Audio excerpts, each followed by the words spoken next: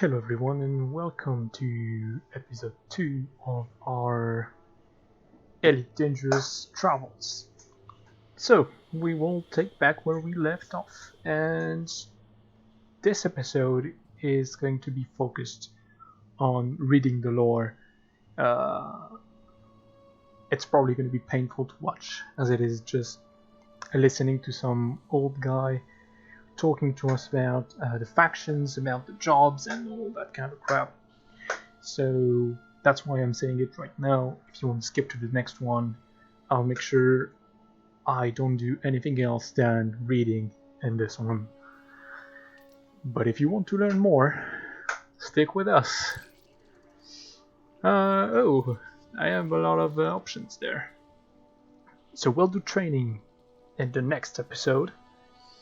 Arena is just PvP, okay, straight up PvP.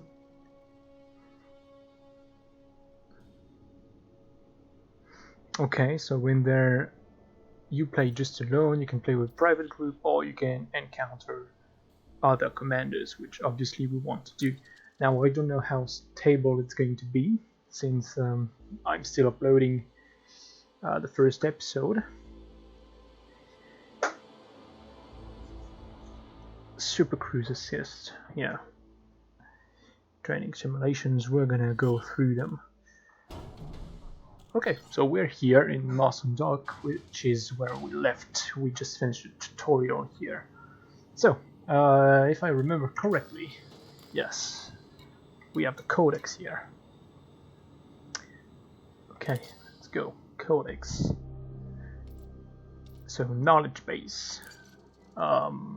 We started reading yesterday the introduction of the Empire.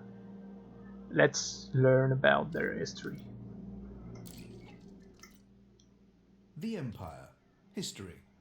The Achenar colony was founded. In the mid-23rd century, wealthy entrepreneur Marlene Duval was so frustrated with the federal government that she founded an independent colony of her own in the Achenar system, chosen for its remoteness. When Marlene was killed shortly afterwards in a flyer accident, her brother Henson Duval took over as ruler. Henson Duval the Emperor. Duval immediately abolished the fledgling democracy that Marlene had set up, and in its place he established a system modelled on ancient Rome. He was now emperor, and his closest allies were his senators. Any colonists who might have objected were forced into silent compliance with Duval's vision. Such were his wealth and power. It was also widely believed that Marlene Duval, like Remus in ancient Rome, had been killed by her own brother. Nobody dared to speak out. The Mudlark extinction.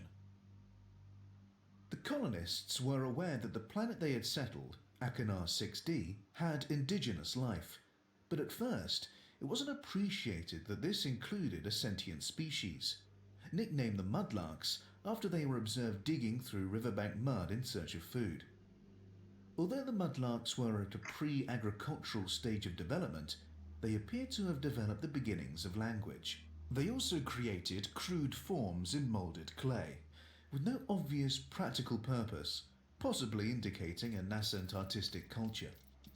The Mudlarks proved fatally vulnerable to the bacteria carried by the colonists, and within a few decades of the colony's founding, the species was extinct. Rumours subsequently emerged that Henson Duval had purposefully removed all traces of the Mudlarks, partly in fear of federal reprisal, and partly to ensure that his development plans would not be hindered by ecological constraints. The Federation attempted to reclaim Achenar. When the federal government heard rumours that Duval's colony had recklessly caused the destruction of a sentient indigenous species, they decided on military intervention. The Imperial ships beat back the federal attackers, who were unable to establish a beachhead among the airless outer worlds, and struggled to maintain supply lines so far from Earth. The federal forces eventually fell back and entrenched in the Beta Hydri system. Skirmishes with Imperial ships continued for the next 50 years, but these were unable to prevent Duval from expanding the Empire to many other worlds. The Age of Expansion. After hostilities with the Federation ceased, The Empire entered a century of growth, annexing many new systems and persuading others to join. It spent the following 2 centuries consolidating its new territory, appointing colonial administrators from among the noble houses of Achenar. Alright. Not too much to say about this. Let's see how their society is. I guess military is going to be the important part of the Empire. The Empire. Society. An ancient Roman model. The Empire works on a clean system. Society is divided into tiers: Emperor, senators, patrons, clients, and then citizens, with slaves below these. Groups of patrons pledge their support to a given senator, offering military service, tax revenue, and the right to wield the patron's votes in the Senate on their behalf. In return, the patrons are granted a measure of protection and material security, as well as having their interests represented in the Imperial Senate. Senators are responsible for deciding tax rates and welfare systems for their patrons, meaning that the lower a given senator's tax rates, the more patrons he is likely to attract. This is far from being a patron's only concern, however. Loyalty over time, ideological compatibility, family connections, and discreet private deals can all play a part in deciding which senator to back. The system extends downward through the tiers in a similar fashion, with clients pledging themselves to given patrons, and citizens pledging themselves to given clients. The votes held by the patrons actually comprise the total votes of all the clients pledged to them. Similarly, the votes held by those clients comprise the total votes of their pledged citizens. Patrons are therefore capable of investing variable degrees of power in their chosen senators, with the result that some senators are more powerful than others. Senators are responsible for those below them, meaning that everyone has a form of social security, at least in theory. Indeed, many senators take pride in the security they offer their citizens. Some have even been known to drain material wealth from small independent worlds and pump it back into the capital economy, allowing them to reduce citizens' taxes and giving their own popularity a considerable boost. Patrons are free to withdraw their patronage from their chosen senator, placing the onus on the senator to represent them satisfactorily or face a loss of voting power. Rigid stratification. The division between social classes is formal, unambiguous, and strict. But there is a clear path to advancement. A person can pay a fee and petition for admittance to the rank above.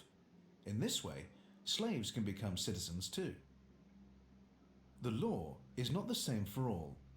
Senators have a responsibility to enforce the law, and they must obey the emperor's decree, but are otherwise above the law. A senator can even carry out executions personally, with little, if any, fear of consequence. Okay, so strict ranks. You can buy them pretty much. Okay, I get that. Let's see about the military. I guess this is very important for the Empire. The Empire. Military. The Imperial Navy. Maintaining a modernized navy has always been a top priority for the Empire. Yeah, see? The ever-present threat posed by the Federation has driven previous emperors to empty the coffers again and again, for fear of being outstripped in the arms race. More recently, funding has come from wealthy individual senators, many of whom are all too eager to gain influence within the Navy. Indeed, it has been claimed that devastating planetary mining has been carried out in order to further this cause.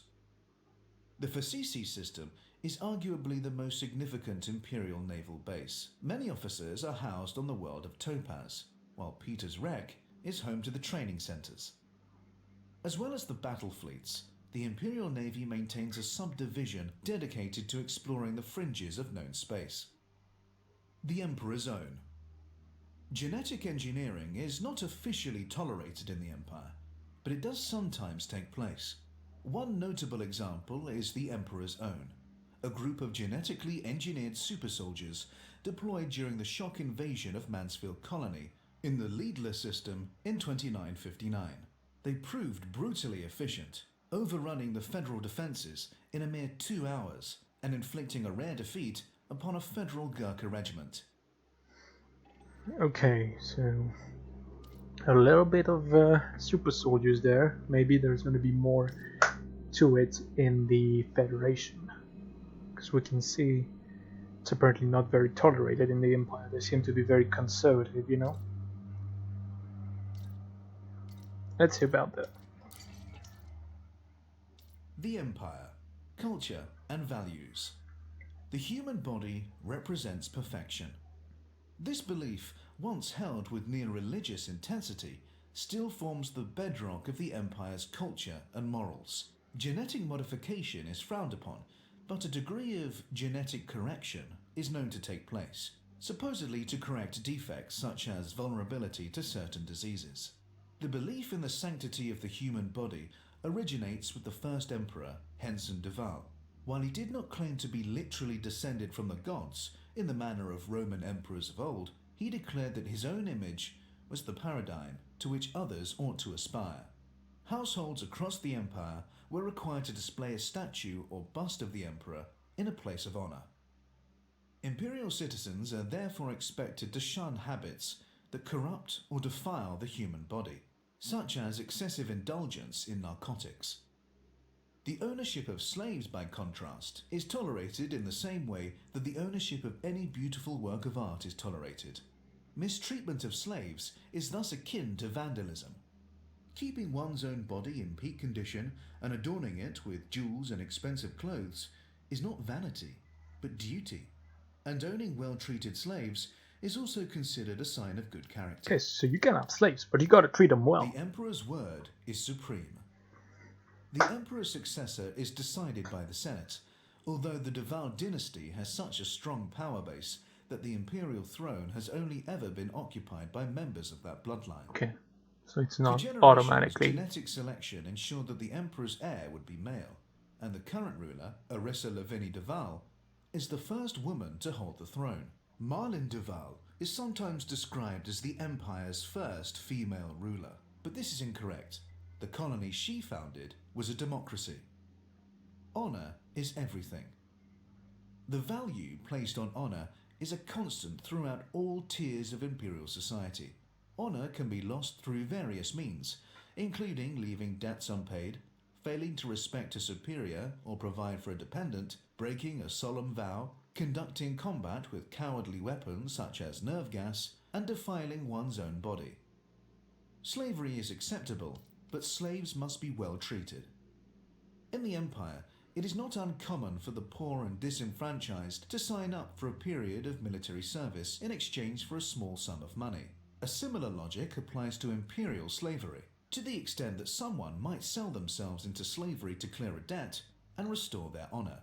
Selling oneself into slavery is a straightforward legal process and results in a guaranteed sum of money for one's family, so it is a popular option for the desperate. In practice, however, many find that it takes much longer than expected to clear their debts. People are also forced into slavery against their will. Sometimes a senator will sentence a person of lower rank to be stripped of citizenship and designated as a slave, but it is more common to impose a fine of such magnitude that the citizen has no recourse but to sell his or herself into slavery. Slaves may also be taken prisoner following a conflict, abducted from their home, or even captured in a hijacking. While trading slaves is lawful everywhere in the Empire, except on Emerald, taking new slaves outside of wartime is illegal without the blessing of a senator. Taking new slaves outside of wartime? You mean taking them from someone else?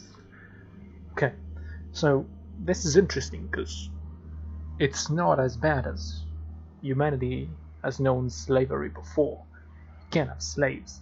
You can even sell yourself to slavery. But you gotta treat them well. You cannot just...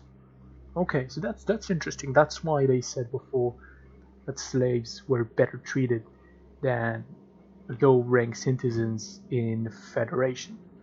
Okay, and no word of the Alliance, by the way, you know? So we'll see what they have to diplomatic relations. See, the alliance. We're gonna know a bit more about that. Cool, let's go. The Empire. Diplomatic relations. The Federation. Resentment of the Federation runs deep in the Empire. The superpower is remembered as an oppressive, interfering force that hypocritically avoids inflicting the slightest harm on non-human life, but thinks nothing of forcibly imposing its values on its fellow humans, and lacking the freedoms and social customs that the Empire values so dearly. While open hostility has frequently been the case in the past, the current situation is one of grudging coexistence beneath which mistrust simmers. Despite this antipathy, the Empire cooperated with the Federation in a series of joint initiatives against the Thargoids in the early 3300s. The Alliance. When the Alliance was founded in 3230, following a bitter conflict with the Empire and the Federation, multiple systems defected to it from both superpowers. To the surprise of many, the Empire took very little further retributive action, partly because of the ill health of the Emperor of the time, and partly due to a belief that the defecting systems would return to their natural home, sooner or later. The Empire's current attitude to the Alliance is one of studied contempt. To recognize it as a threat would be too much like showing respect. Internal politics. Unsurprisingly for a society so concerned with rank and influence, the Empire contains a multitude of feuding power blocks. In particular, there is a good deal of bad blood between the various noble houses, whose values range from hardcore traditionalist to staunch reformist. The Imperial Senate is no longer as overshadowed by the Emperor as it once was, and has gained sufficient strength to act as a counterbalance to the Emperor's political will. The individual character of the Emperor still determines the Empire's overall direction, however, and the suggestion that the Empire should evolve out of its old ways has proven deeply divisive. Okay. So what I get from the Alliance for now is that basically it was founded after the two other powers. I don't know why it was founded though. But a lot of people, a lot of planets, a lot of governments from each side decided, fuck this shit, we're going with the Alliance. We'll see why, I guess. Okay, for now I do like the Empire, to be honest. They have honor. They treat everyone well. Everyone can rise. I mean, what's not to like about them? Okay, so what interests us? The Guardians, what was that? Instinct non-human race, okay. Federation. Let's have a look. It's also so funny as the Empire is blue, the Federation is red. Weird. You know, I didn't see that, but I would have thought that the Federation would be blue or yellow and the Empire would be red. Okay.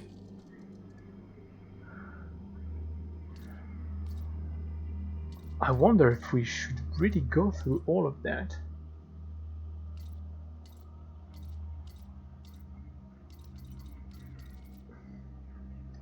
I think we're just going to go with the fucking Empire, bro.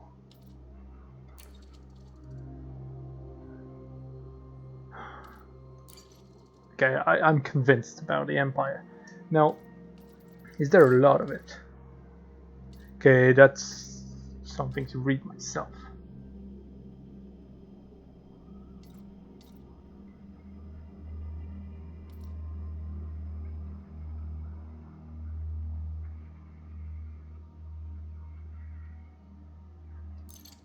Okay.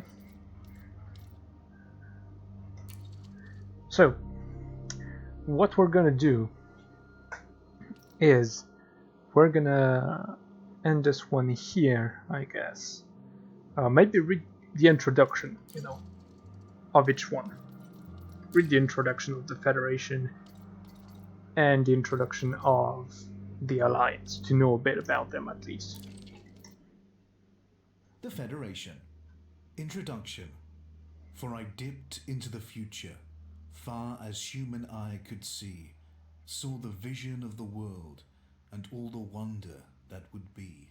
Saw the heavens fill with commerce, argosies of magic sails, pilots of the purple twilight, dropping down with costly bales, till the war drum throbbed no longer, and the battle flags were furled in the Parliament of Man, the Federation of the World.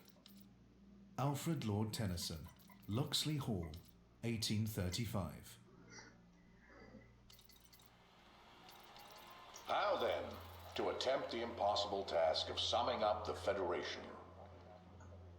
We are the ones who draw the lines. Our forefathers, who lived through the bitter anguish of global wars, drew a line under them and declared, no more. We enshrined the rights of all citizens in our Constitution, underlined them, and signed. We plotted the lines that first linked the star systems, bringing humanity to the shores of new worlds, opening the way to interstellar trade. And when humanity itself, in the exuberance of youth, threatened the delicate balance of alien life, again we drew a line. Thus far let us lawfully tread, and no further.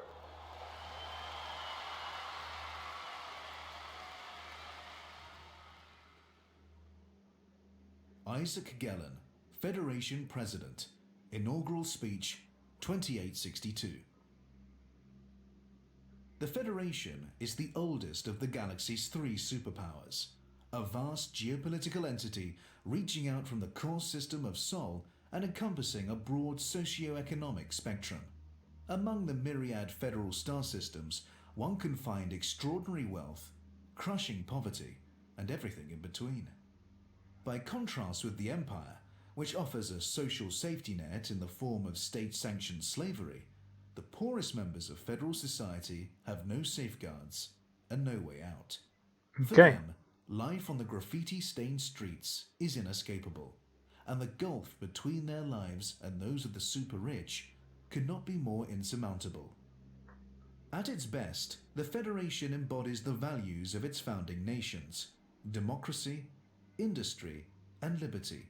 But federal society can also be competitive and unforgiving. Corporations wield too much power, politicians are often corrupt, and a sink-or-swim ethos prevails. Does it look like um, the Empire is like communism and the Federation is excessive liberalism? Like, maybe, and the Alliance should be something in between. Let's go read the introduction of the Alliance. For now, I'm all out for the Empire, but let's see the Alliance. The Alliance. Introduction.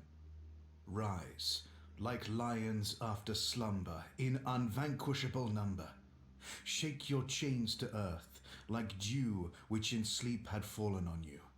Ye are many, they are few. Percy Bysshe Shelley, The Mask of Anarchy, 1819. I've read your speech a dozen times, Mick. We can't use it.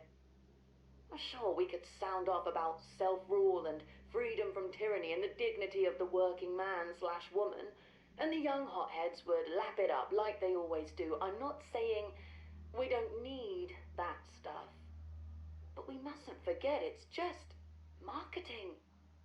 A shiny wrapper. It's not enough. If we're going to make the alliance of independent systems happen, we need more than tub-thumping speeches from a war hero. We need to show our people that the damn thing can work. I want spending plans, dividend forecasts, surveyors' reports. I want data so dry you don't need to believe in it. The people are tired and heartsick. They've been sold dreams too many times by both sides, so let's not try to sell them anymore. It's time to wake up. Private communique from Meredith Argent to Mick Turner, founders of the Alliance. The Alliance is the youngest of the galaxy's 3 superpowers, and is perhaps best understood in terms of what it chooses not to be. It rejects both the extreme capitalism of the Federation and the rigid hierarchy of the Empire, choosing instead a third way of voluntary association for mutual benefit. The desire for freedom from interference, both from external threats and internal bureaucracy, was the key motivation behind the Alliance's founding, and is enshrined in its Articles of Association. The governments of the member systems are given as much autonomy to create their own laws and administer their own affairs as possible. The right to political self-determination and cultural self-expression are essential to the Alliance, but it remains to be seen whether the ultimate result will be stable harmony or a cacophony of dissenting voices. Every Alliance member knows that alliances have been made before, many times over, only to collapse. Okay, so we're basically in between the two.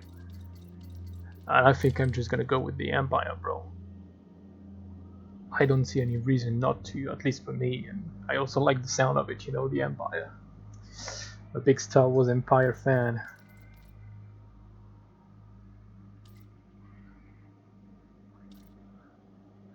Okay, and all of that is like corporations. Okay. This is the aliens.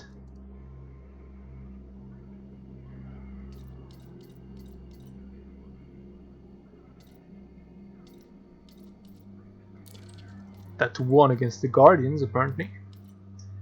From what I read fast. Okay.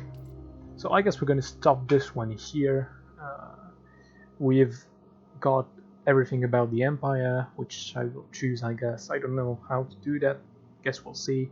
And we're gonna jump right into the next episode, and we're gonna go for actual missions.